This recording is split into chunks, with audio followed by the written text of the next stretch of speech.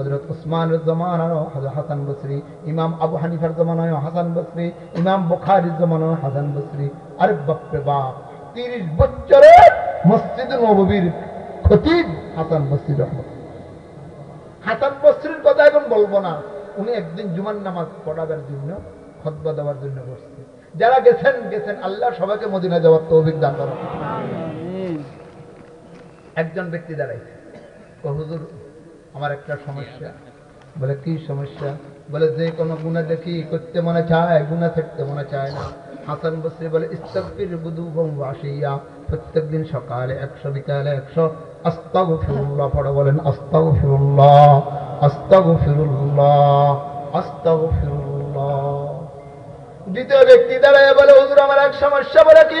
বলে মদিনায় 11টা খেজুর বাগান আমার, অনাবৃষ্টির কারণে খেজুরের বাগান সব দলিয়ে বসে দিতেছি, আমার বৃষ্টির দরকার। হাসান বসরি বলে ইস্তাগফির রব্বাকা, তুমিও সকালে 100 বলো, বিকালে 100 বলো আস্তাগফিরুল্লাহ। বলেন না আহা, বলেন না আস্তাগফিরুল্লাহ আস্তাগফিরুল্লাহ।